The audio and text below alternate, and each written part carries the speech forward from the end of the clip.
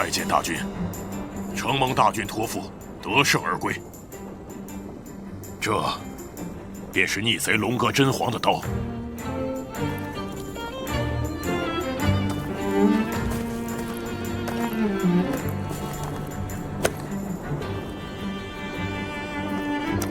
凯旋归来的英雄，你才是今天的主人。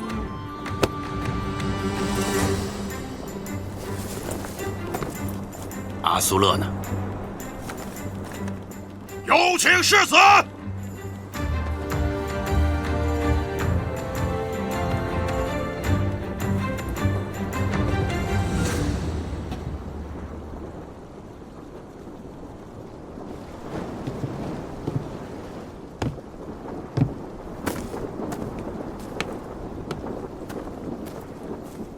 大君，他可能在战场上受到了惊吓，还没恢复过来。会被战场吓着的孩子，那是懦夫。你认识我吗？我是你阿爸，青阳的大军。你不是我阿爸，我是真言的阿苏勒，是龙哥真皇的儿子。哼，看来真是给吓着了。大君，大君，今天是九王凯旋归来的好日子，又有了那么多的奴隶，你真言部各家都有出力，也都有损伤，是不是趁着这个好日子，把这些奴隶分给各家，让我们也沾沾这凯旋的喜气吧？把奴隶们平分了。多谢大君，奴隶是我们家的。看抢我们家奴隶！苏玛不是奴隶，脸上有烙印的，不是奴隶就是畜生。苏玛不是奴隶，他们都不是奴隶。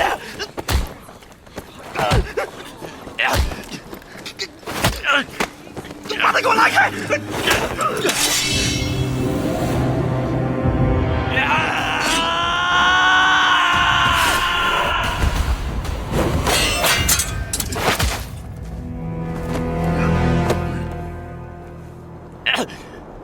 想杀青阳大军，死罪！你这么做是想救那些奴隶吗？你是我儿子青阳的世子，只要你求我，我就能把这些奴隶都给了你。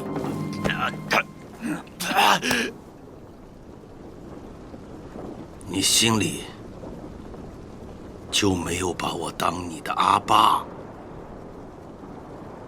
是吗？我是真言部的阿苏勒，是龙哥真皇的儿子。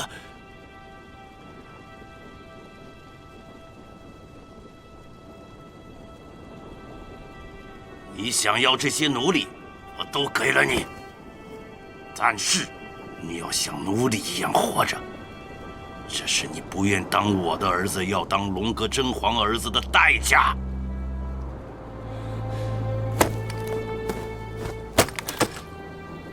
男儿腰间没有刀，你什么事都干不成，更别说你还想保护别人。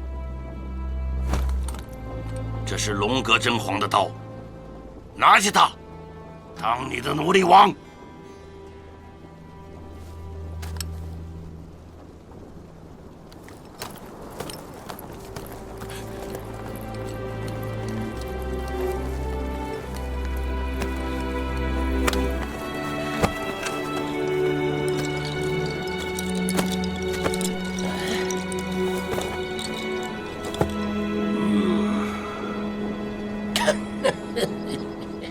好样的，孩子！在北都城敢这么跟大军说话的人，就属你和我了。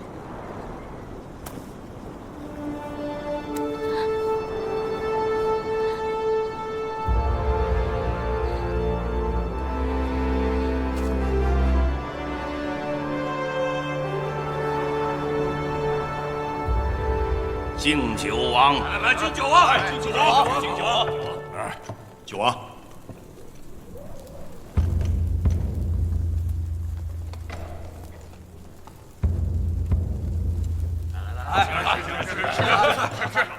大军，今日九王完成大业，凯旋而归。库里格大会的叛徒真言部也被肃清，真是我们庆阳部的大好日子。咱们怕是应该商议着立一位世子了吧？啊？世子，幼子守夜，祖上的规矩。阿苏勒不是回来了吗？他就是世子。可是大军，您刚刚才将他贬为奴隶的首领。他年纪还小，不懂规矩，给他点教训，将来他就知道自己什么身份了。他是我的小儿子，我青阳部堂堂正正的小豹子。大军，还有一事。阿苏勒出生时命犯灾星，他是太阴转世的事情，至今还在草原上流传。而且世子体弱多病，大夫都说他是早夭之相，恐怕活不到继承青阳部的那天喽。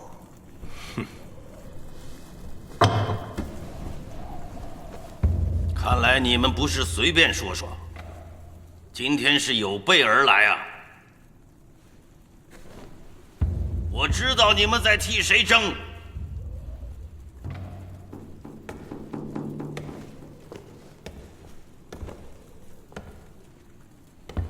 你们都希望自己支持的王子能够立为世子，将来执掌青阳部。5个儿子，立这个儿子，那个儿子的势力就会发难。豹子们要是争斗起来，终究会成为秃鹫的食物。我再说一遍，祖上传下来的规矩，幼子守夜。阿苏勒有没有命执掌青阳部？盘达天神自会指引。他是我的小儿子，他就是世子。只要他活着，你们谁都别争。要想争，等他死。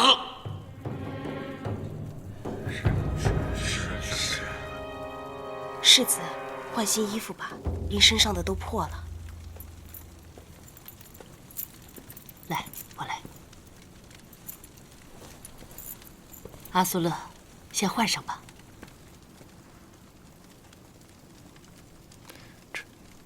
这是亲姐姐给我做的。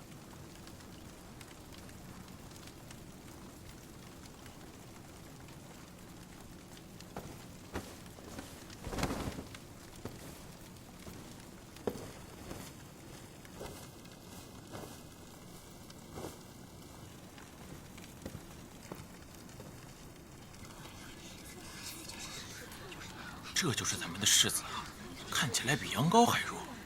哎呀，他算是哪门子世子啊？他是灾星，他一出生啊，他身边的人都被咒死。你们胡说什么呢？赶紧走！哎，我告诉你们啊，他刚出生的时候啊，就把他母亲害死了。哎，对，什么世子，就是个灾星。以后看到他，离他远点。可不是嘛，谁沾边谁遭殃。就是，哎，还有啊，我告诉你，这个你敢打我？你这个臭小子，不是就打我！你们闹够了没有？要不要我把大军给请来啊？啊！行了，走。我青阳部的图腾啊，是长着剑齿的豹子，在这北都城里，这个豹尾只有2个人可以戴。我，世子。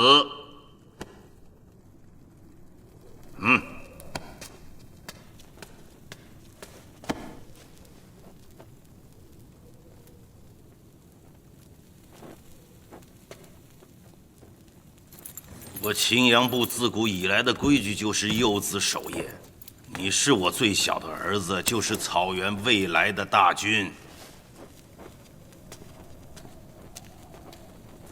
龙哥真皇有没有告诉过你，我为什么给你起名为阿苏勒？阿苏勒，在我们青阳的古语里，意为长生。阿爸希望你能长命百岁，将来你能统治这片草原，长治久安。如果你还有这个理想，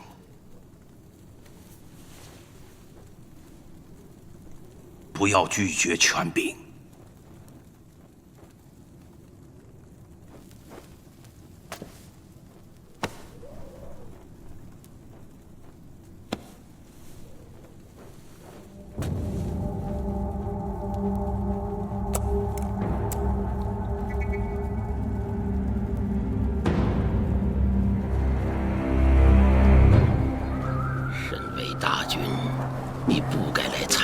逆贼的葬礼，他是逆贼，还是我表弟？他叫我哥，我来送他，谁敢说不？龙哥真皇到底为什么会叛乱？他抢了附近部落的草场，乱了祖宗留下来的规矩。可他那么忠诚，还替你抚养了儿子。我是大军，我是这个草原最该守规矩的。我要是乱了规矩，那草原就乱了。那你就不能给他一次机会吗？我给了，我让俄鲁给他带话，只要他屈服，我就能让他活命。你是了解他的，他那样的男人，让他屈服，他不如去死。沙汗，你知道草原上为什么会有这么多的你杀我，我杀你吗？太穷了，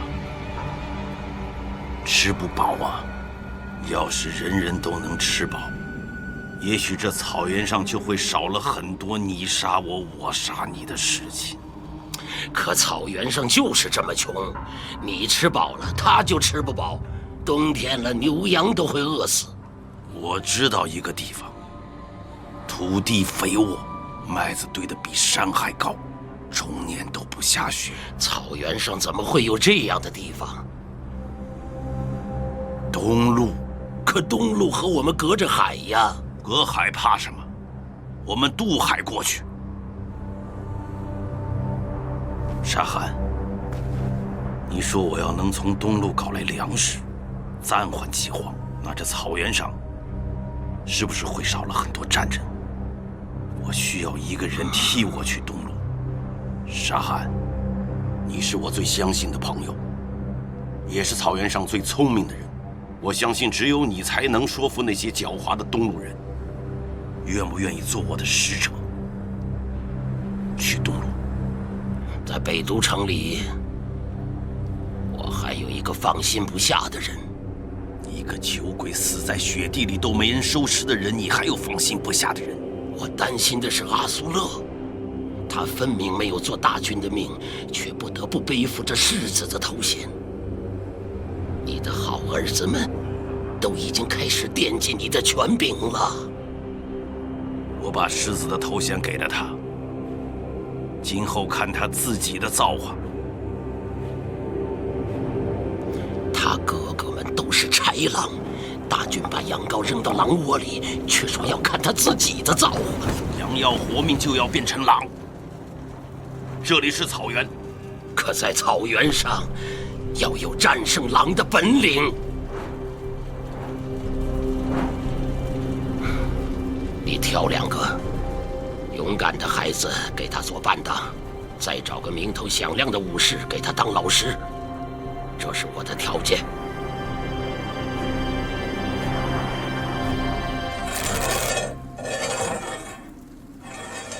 有人说天地广阔，可男儿能容身之处不过3尺刀背之后。刀术就是杀人术，学刀就是学杀人。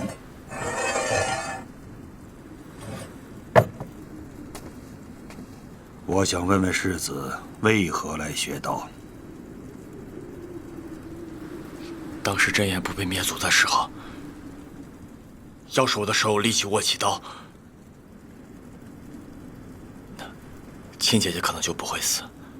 你是为了救人而学道？是。铁岩、铁叶，从今天起，你们就是青阳世子的伴当，你们也要用你们的血来报答主子的恩情。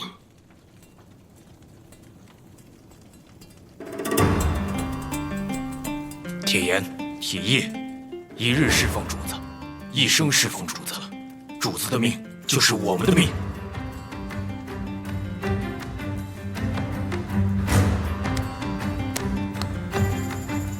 同生，同死。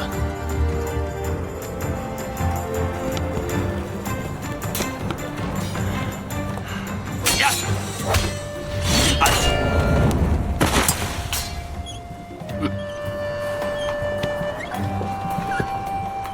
呀！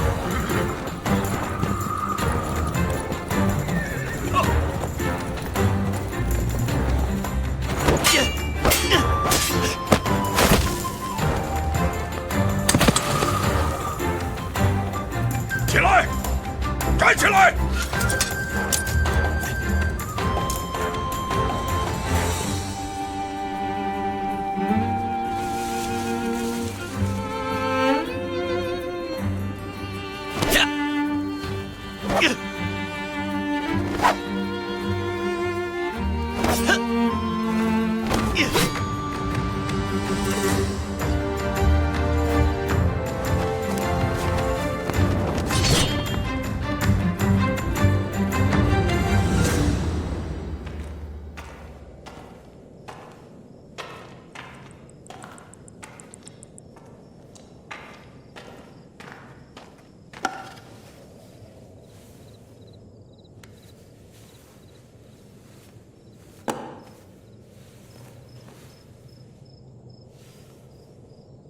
你已经很久没来了。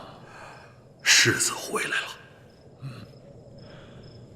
是那个从真言部回来的孩子吗？是的，陛下。带他来见我。殿下，请恕穆离不敢，让大军知道了，这是死罪。你不必多虑，我就是想见见他，不会对他不利的。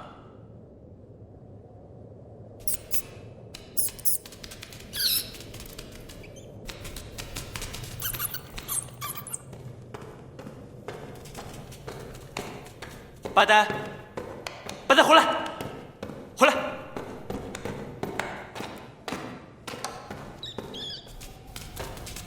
八呆，八呆。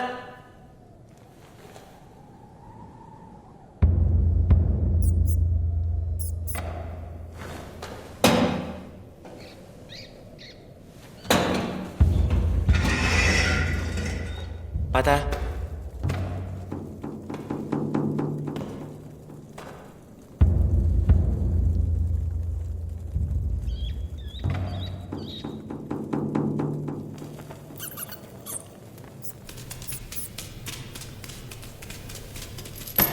这是你的小东西吗？八呆，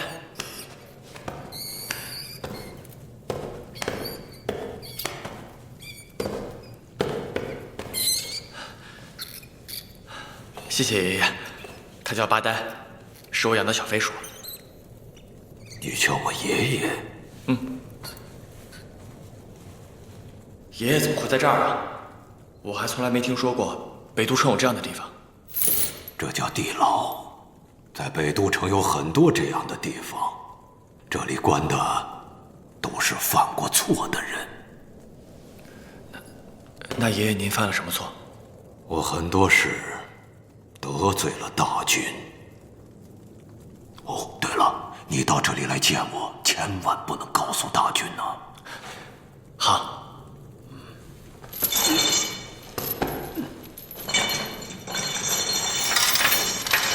孩子啊，叫什么名字啊？我叫阿苏勒。阿苏勒，长生的意思。这个名字好啊！既然来了，坐会儿，陪我多说会儿话啊。好。这么瘦弱的孩子，不应该生在帝王之家，在这虎狼之地，你是很难活下去的。他们所有人都是这么跟我说的。那你就不怕吗？我听人说我生下来就没有心跳，可能天生就是个死人，所以没什么好怕的。没有心跳的死人，有意思。不过，我听说穆离将军在教你刀术，那你学刀术做什么？我现在是真言部的头人，我学刀术是想保护他们。可刀是用来杀人的，不是用来救人的。穆离将军也是这么跟我说的。真是个奇怪的孩子。既然你怀着这样的心思，那我就有件礼物要送给你，它叫大劈之刀。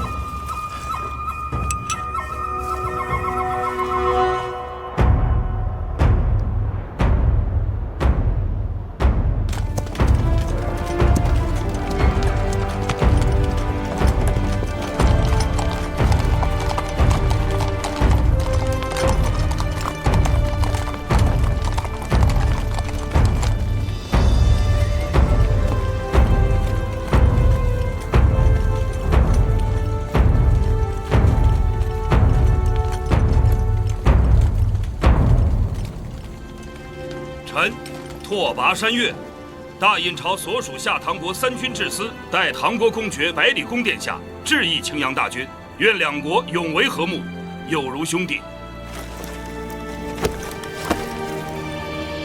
将军请起吧。谢大军。将军辛苦了，请。请。羊腿的抓饭来喽！来了，抓饭来了。来，好吃好吃。他们谈他们的国家大事，我们吃英氏夫人的羊肉抓饭。多吃点啊。你去这么长时间，一口好羊肉都没吃到过。怎么样？好吃吧？太好吃了。我听说啊，下唐国正用船运大批的粮食过来，足够咱北都人整个过冬了。那船粮食可不是下唐国的礼物，是我自己买的。啊？我把带出去的黄金花得干干净净。有了这船米呀，够阿苏勒和他帐下的这些奴隶好好过个冬了。大和尚还说，以后下唐国每年都要运10万担粮食过来。这么多？是啊，那以后咱们北都就不愁粮食吃了。东路人的粮食可没那么好拿，得等我们签下盟约，粮食才能运过来。10万担粮食，这对任何一个国家都不是小的付出。下唐国对我青阳部如此慷慨，不知我青阳部能给下唐国什么帮助啊？大军英明，我国亦有求于大军，求青阳部2件绝世珍宝。我青阳只是草原上一个部落，又有什么绝世珍宝？大军，我国要求的第1件珍宝是青阳部的虎豹旗。俗话说，北人乘马，南人操舟，东路素来缺少名马和旌旗，下唐渴求骑兵已久。我们国主想请青阳部调遣5000虎豹骑，暂居南怀城，以助下唐军事。那第2件呢？想问大军，求一位王子。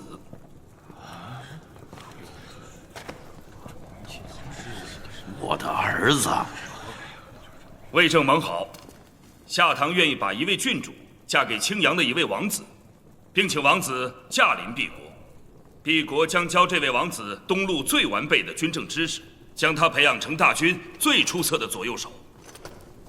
夏唐国的意思是我们兄弟当中有一人要去做人质，不是人质，是贵宾。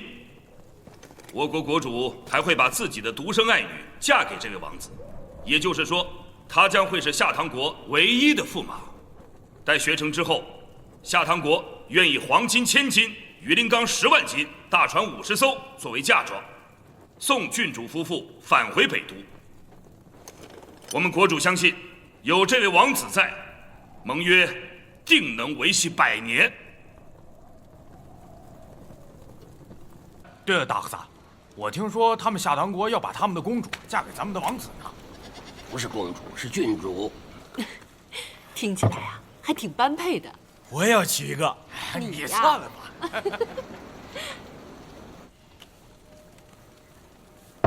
阿苏勒，大和尚有句话，你可千万要记住。如果有人问你愿不愿意去东路，你一定要说不愿意。让我去东路，为什么不愿意啊？东路不是开了很好的条件吗？东路人狡猾的像狐狸，他们想的事情不会那么简单。我隐约觉着那个夏唐国主有着很大的图谋。阿苏勒，信大和尚一句话，东路虽然繁华，可世上没有什么地方比家里好。你的哥哥们要争就让他们去争，你不要卷进去。好，我知道了。快吃吧，快吃吧。拓跋将军，我的4个儿子都不情愿去东路，不如我把选择的权利交给将军。将军心中可有合适的人选？我此来既要找草原上的龙种，又要为郡主寻觅佳偶，两者都不可偏废，仓促间很难做出决断。那就多住几日，好好为你们的郡主择婿。谢大君恩典。微臣还有一事请问。人人皆知，大君有5个儿子，为何年纪最小，也是最尊贵的那位世子一直没有露面？是说世子并非可选之人吗？我说过了，选择的权利交给将军。不过世子阿苏勒身体孱弱，才智武功都比不上他那几位哥哥，我恐怕将军会失望。这样，再过几日，兽群会路过我北都城，是狩猎的好日子。我请将军与我们一起去火雷原狩猎。到了那里，或许将军能看到，谁是我们青阳部未来的雄鹰。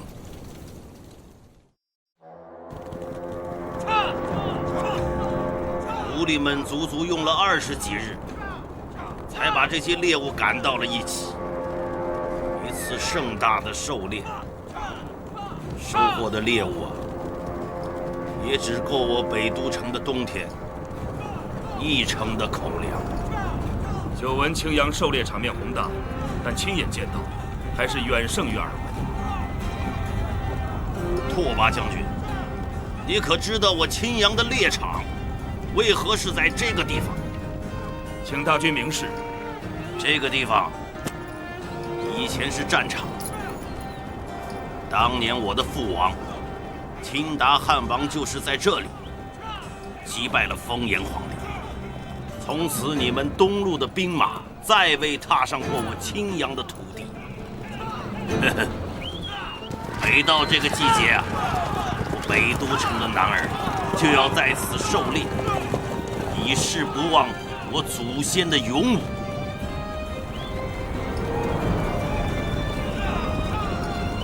击鼓传令，就地扎营。是。走。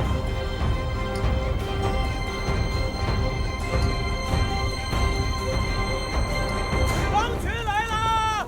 豺狼来了！狼群来了！狼群来了！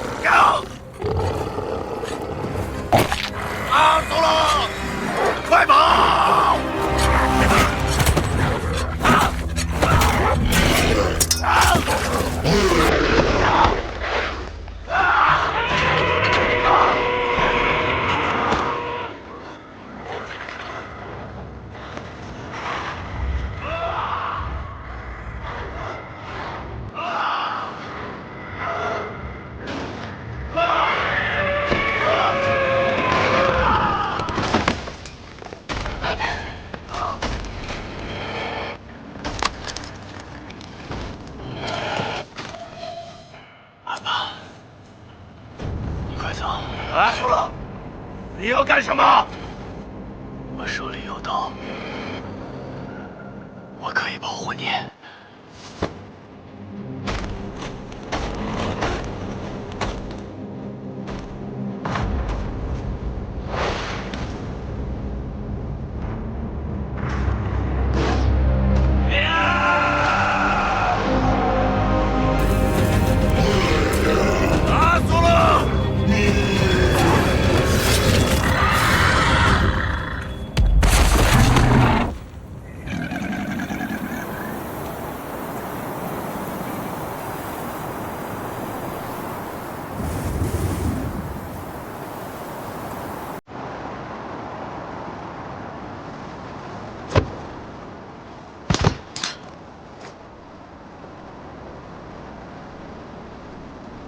开城门！开城门！开城门！开城门！开城门！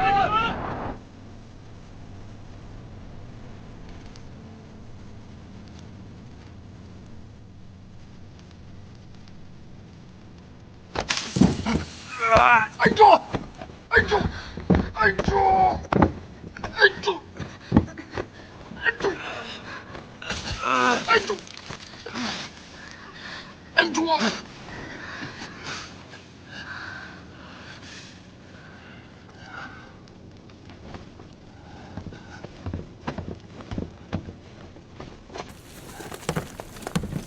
怎么样？大权，世子的病，只怕是血绝。血绝？血绝的病人，天生阴虚至极，仿佛一生下来，上天就夺走了他全部阳气。一个只凭阴气支撑的人，恕我直言，几乎可以说，他一生下来就是个死者。请你救救我的儿子，你若能治好他的病，只要我青阳部有的任你所举。大军，大军，血绝是血症中的绝症。医书上曾经记载，浮生不过刹那，命归万古清尘。这病无论走遍天下，无人可治，无药可医。陆子瑜愧对大军的信任，就此告辞。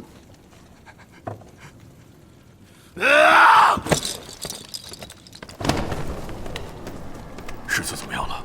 传我的令，谁要能治好阿苏勒，外族人，我赏他黄金100斤，封他2000户奴隶。青阳部的人，我许他开辟自己的草场，当一部之主。是。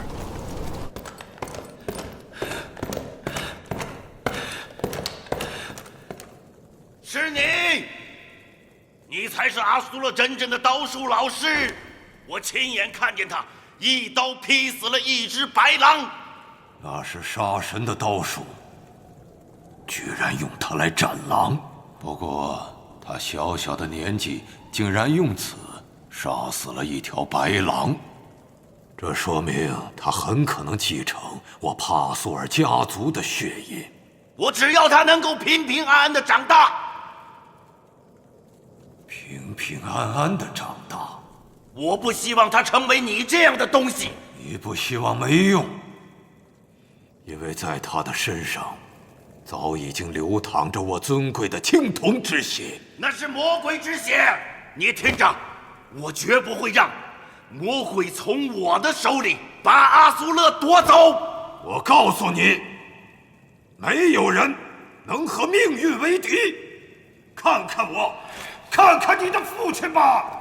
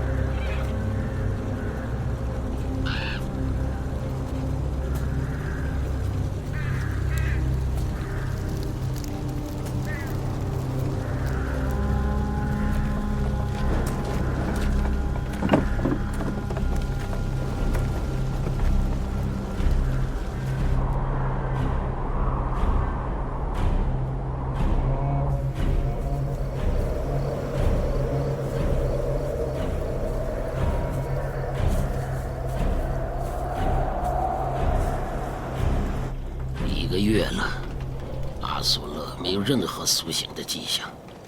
萨满的秘术也不过是暂时延长他的寿命，我能做的也就这么多了。你的意思是让我该做好准备了？谁也不希望看到那一天。启禀大军，什么事？刚有奴隶来报，说看见世子出城了。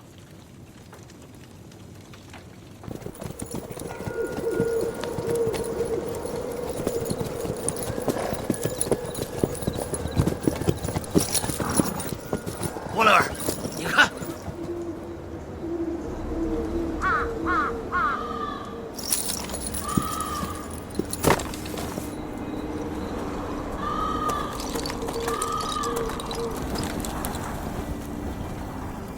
有幸能见到草原上的主人。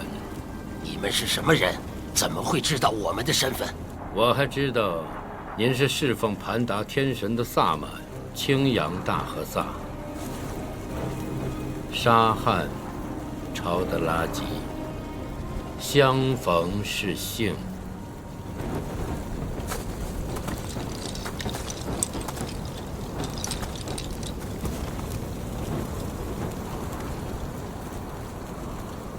我们是方外之人，世子的病情应该有办法可治。血绝之症靠草药也无法医治。你知道血绝之症？血绝之症确实是绝症，但世子看起来只是像是血绝之症而已。大军不必担忧。那你说，他究竟得的什么病？那是因为他祖先神圣的血脉，每隔几十年就会为吕氏帕苏尔家族带来强健如武神般的孩子。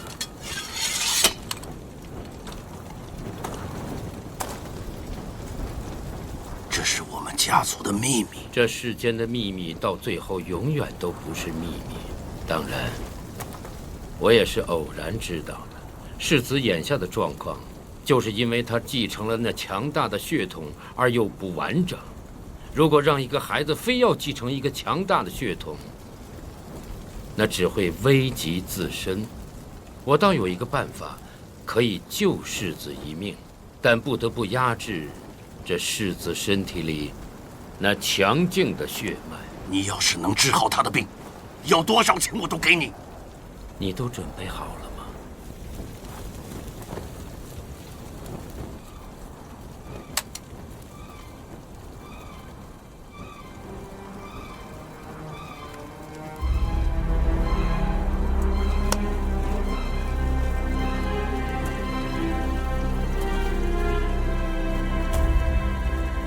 四方上下，天地穹隆，寂灭不尽，生生不息。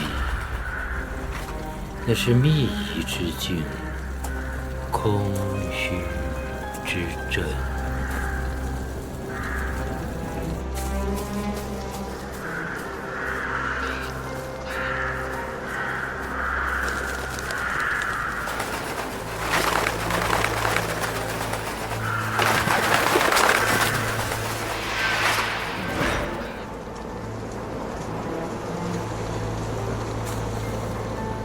那是秘仪之境，空虚之阵，无上下左右前后，没有时间的变化，大地一望无际。这样的境对于人类来说，你再怎么奔跑，也没有边缘。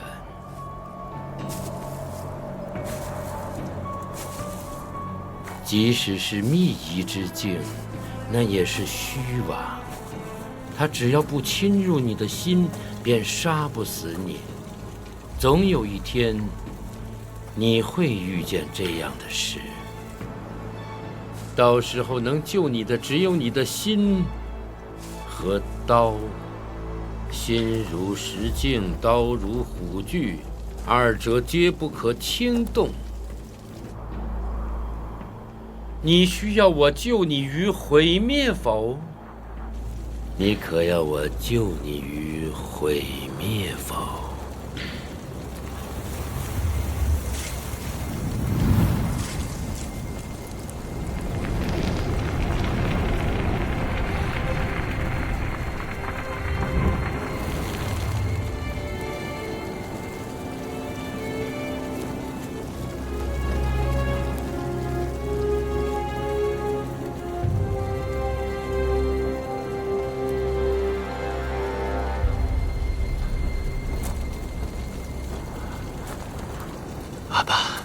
阿苏勒，阿苏勒，阿爸，所幸没有辜负了大军的期望。只不过这种秘术只能暂时压制住世子心中那强大的血脉。我想告诉你的是，24岁仍然是他的大劫。若到了那个时候，还没有治本的方法，世子的性命也还是堪忧的。我的孩子，你的魂将永远不朽，你将永远行走在天空上，与星辰同命。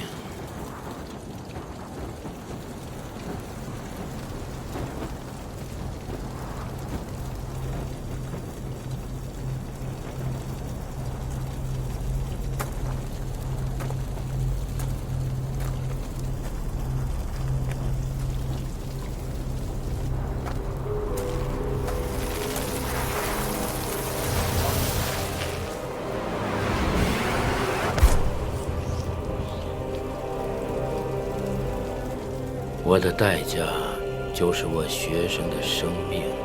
我这么做并非对大军有所求，而是和世子有缘。愿大军福寿连绵，永镇草原。告辞了。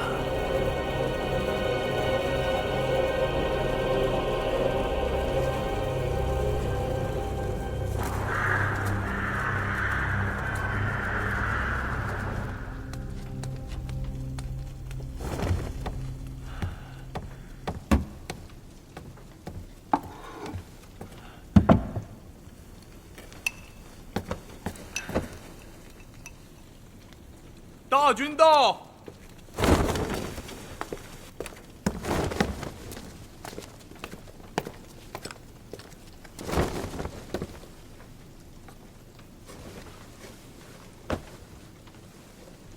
阿爸，醒了就好。觉得怎么样？感觉好像做了场梦。昏迷了足足1个月，阿爸都快无望了。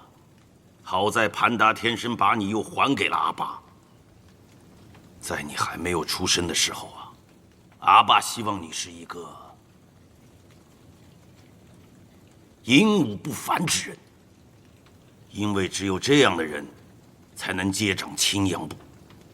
可当阿爸看到你的时候，阿爸高兴的是，你长得像你阿妈。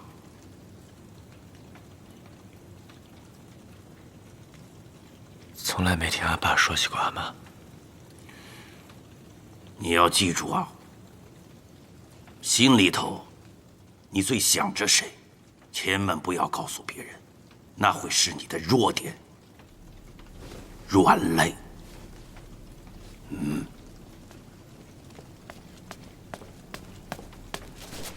禀报大军，拓跋将军在外面求见。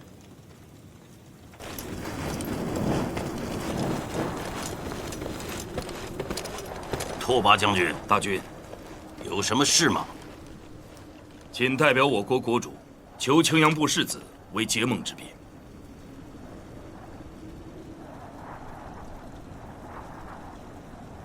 大军，微臣曾听说过一个传闻，说吕氏帕索尔家是青铜之血的家族，每隔数代都会生出天赋绝顶的武士。他们挥刀的时候，仿佛是天神的手在帮他们回刀。青铜之血，那都是牧人间的传闻罢了。一刀之中能杀死白狼的，就连我也做不到，岂不正是天神的手在帮世子回刀吗？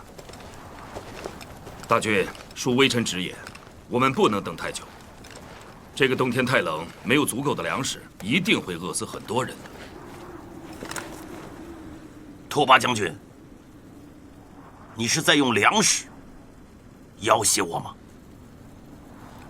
微臣只是说出了实情。其实大军很关心世子。大军，夏唐愿倾一国之力培养世子，世子跟夏唐结亲，就是背靠南北两大强国。待世子再次马踏汉州之时，整个夏唐都会是世子的后盾。多勒尔，大军，这事儿不能答应啊！阿苏勒的身体怎么能去当质子呢？这不关你事。阿苏勒是世子，世子是未来的大军。夏唐国离北都城千里之遥，阿苏勒的身体刚有好转，你要让他死在路上吗？沙汉，我答应过拓跋将军，他选中谁就是谁。我说的话能改吗？阿爸，我愿意去。哎，阿苏勒，你傻了吗？你是世子，就要留在北都城，就该是你继承青阳部。大和尚，我想帮青阳做点事。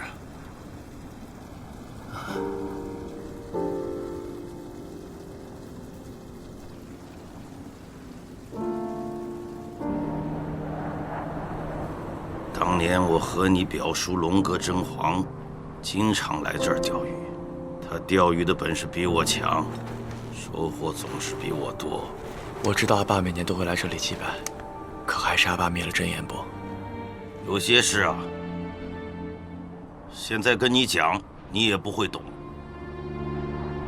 等你自己经历的事情多了，自然就明白了。东路有天下最好的大夫。是，阿爸。我听说东路有种秘术，专用人的名字起咒。到了东路，阿苏勒的名字就不要用了。我给你起了一个东路名字，吕归尘。万物归尘，概莫能外。吕归尘，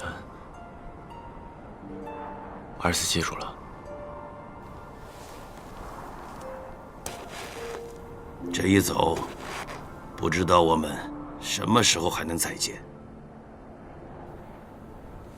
没什么想对我说的，我倒有件事要问问你。从真言部回来的那一天，你用刀指着我，是真想杀了我？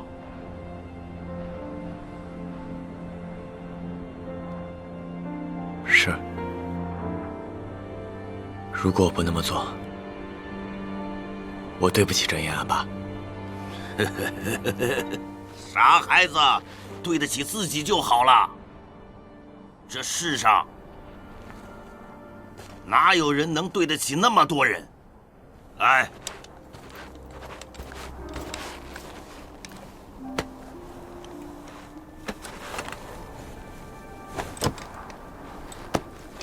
我给你那把隐月做了一把新刀鞘。我是要你记住，刀术虽是杀人术，可刀鞘是人心。有刀鞘的刀，才能保持锋利。谢谢阿爸。男人的告别，这样就可以了。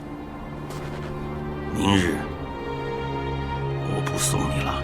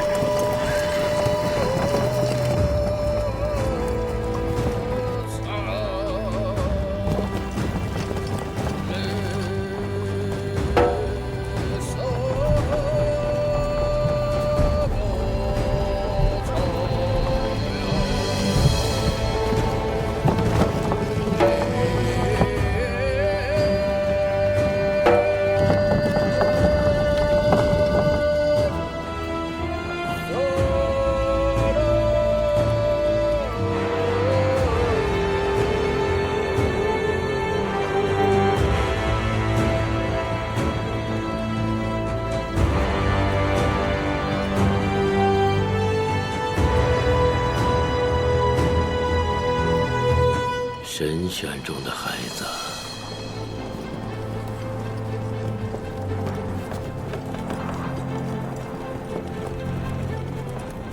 我们还会相逢的。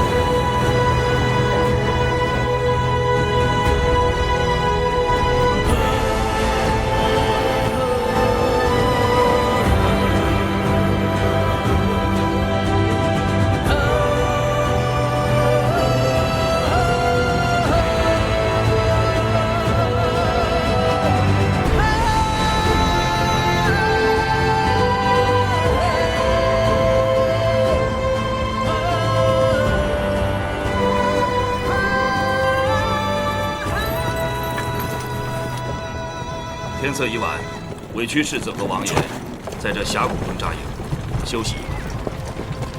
前方不远处应该有个市镇，将军为何要在此扎营呢？实不相瞒，前方就是毕国和黎国的边境。夏唐和黎国常年在边境交锋，黎国的游击军队偶尔出没，横行劫掠。世子身份贵重，恐有差池，是以不敢居住在镇上，以防黎国人偷袭。这个峡谷乃是个风口，世子和王爷可以安心歇息。吁！就地结营，3班驻守，小心生火，巡查峡谷前后，以防野兽靠近。是。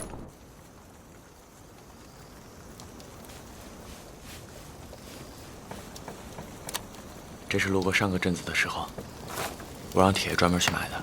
他们东路人手艺比我们草原精巧，有了这个，你就不用再炖水梳头了。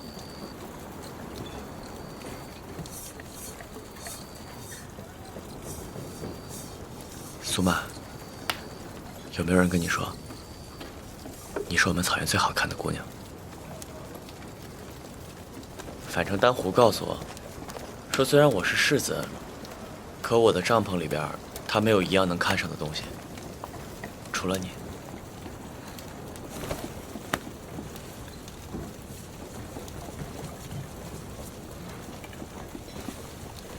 他们都说南怀城有好看的姑娘，可跟我有什么关系啊？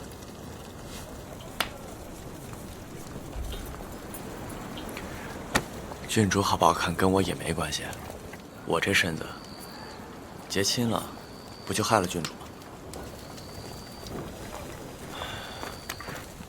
我当时就应该让阿爸给我一群羊，我骑着马带着羊群去没人的地方生活。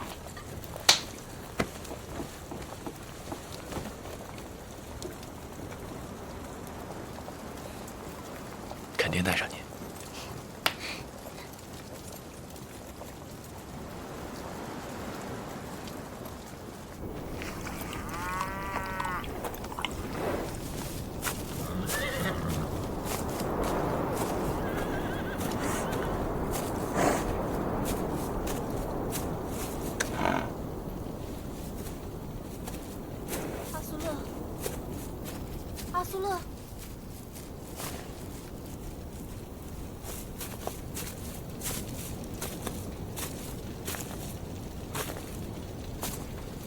苏玛。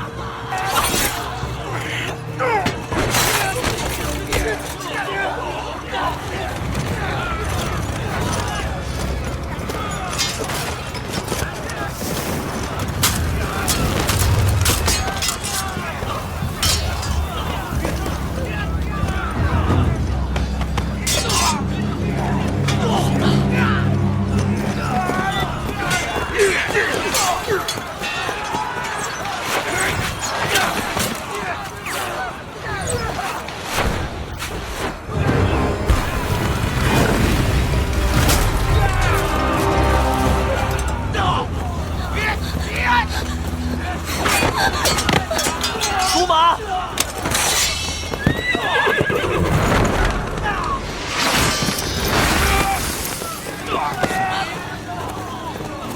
你没事吧？世子，你们是谁？世子不该南来，应该去天上。你先走。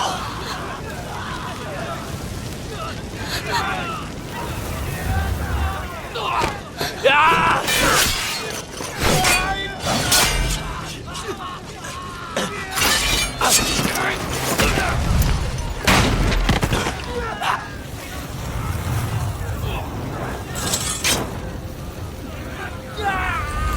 斩铁剑。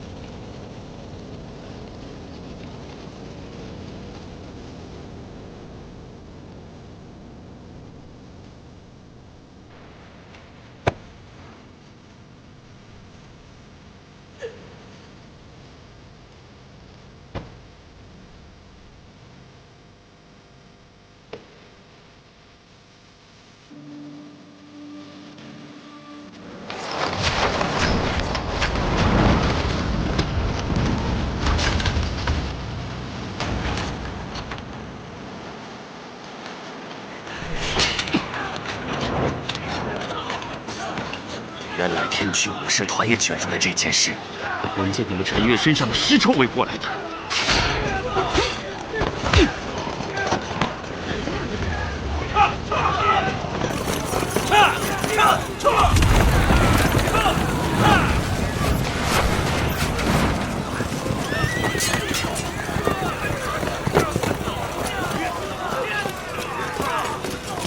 世子，把世子带走。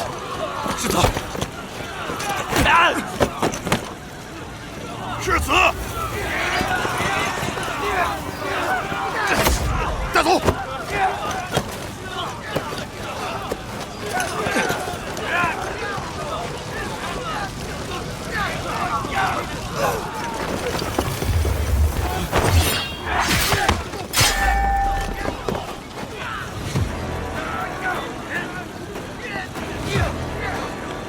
走。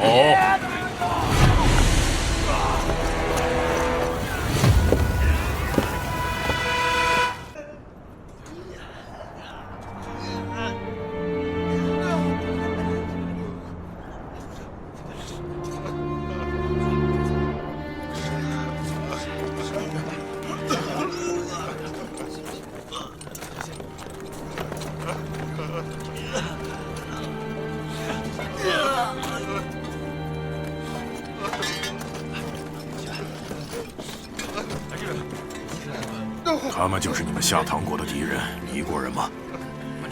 黎国的雷齐，奔行的恶鬼。好，很好，很好。